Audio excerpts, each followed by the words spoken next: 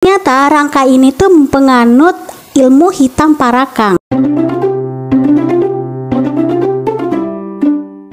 Halo Book Besties, welcome and welcome back to my channel. Halo semuanya, apa kabar? Aku harap kalian dalam keadaan happy and healthy. Di video kali ini cukup berbeda dari buku-buku lainnya, karena buku ini itu spesifik membahas tentang suatu daerah, yaitu Sulawesi Selatan, dan beberapa adat-adat atau culture budaya yang ada di Sulawesi Selatan. Tapi sebelum ke video, jangan lupa untuk subscribe dan like video ini. Kalau sudah, langsung kita ke video.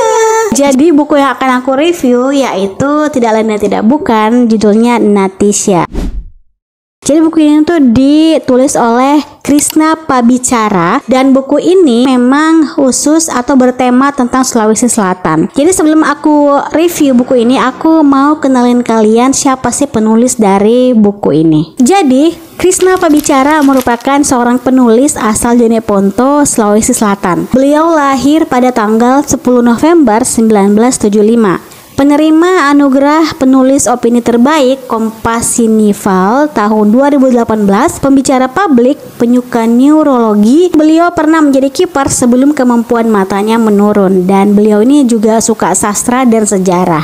Jadi aku bakalan kasih tahu kalian bagaimana sinopsis dari buku ini. Jadi buku ini itu bercerita tentang seorang gadis bernama Natisha yang kabur bersama Rangka tepat 1 hari sebelum pernikahannya dengan Daeng Tutu. Ternyata Rangka ini tuh penganut ilmu hitam parakang. Jadi ilmu parakang ini merupakan ilmu kuno yang membuat penganutnya bisa menjadi kaya raya, awet muda, dan kebal terhadap apapun. Nah, demi menyempurnakan ilmunya, Rangka ini harus mengadakan sebuah persembahan dengan menumbalkan 4 perempuan. 2 diantaranya sudah pernah melahirkan dan 2 diantaranya lagi masih perawan. Nah, singkatnya Daeng Tutu ini harus menghentikan ritual itu dan mencari di mana keberadaan Natisha. Nah, jadi buku ini itu bersetting di tahun 1998, tepatnya di daerah Kabupaten Jeneponto di Sulawesi Selatan. Dan pada saat itu Sulawesi mengalami krisis ekonomi. Nah, buku ini merupakan sebuah cerita yang benar-benar terjadi di masyarakat Sulawesi, di mana pada saat itu terjadi ada penganut ilmu parakang. For your information, jadi parakang ini tuh sebuah ilmu hitam yang dianut oleh manusia, khususnya di Sulawesi Selatan, dan ini itu adalah ilmu yang turun-temurun. Parakang ini bisa menjelma menjadi apapun, bisa menjadi rumput, menjadi anjing, kucing, bahkan bisa berubah menjadi pohon pisang. Nah, di sini tokoh Daeng Tutu ini dengan usaha yang gak main-main berusaha mencari Rangka dan Natisha. Karena kalau telah dikit, Natisha tuh bisa menjadi tumbal dan ilmu Rangka bisa mencapai puncaknya. Nah, di sini nih yang bikin tegangnya, pada saat pencarian Natisha itu benar-benar menguras tenaga Daeng Tutu dan sampai berlarut-larut. Rangka sulit sekali ditemukan sampai buat Daeng Tutu ini kewalahan. Ketika Daeng Tutu sudah maju selangkah, Rangka ternyata sudah lebih dulu mengambil 2 langkah. Jadi gimana mau dapat gitu ya. Nah, di bab awalnya banyak banget narasi dan adegan drama cerita tentang bagaimana masa lalu Daeng Tutu dan Natisha. Sampai menjelang akhir barulah kisah parakang itu lebih di highlight. Cerita di dalam buku ini juga banyak kisah flashbacknya yang dimana itu menjawab satu-satu kisah awal mula cinta Daeng Tutu dan Natisha.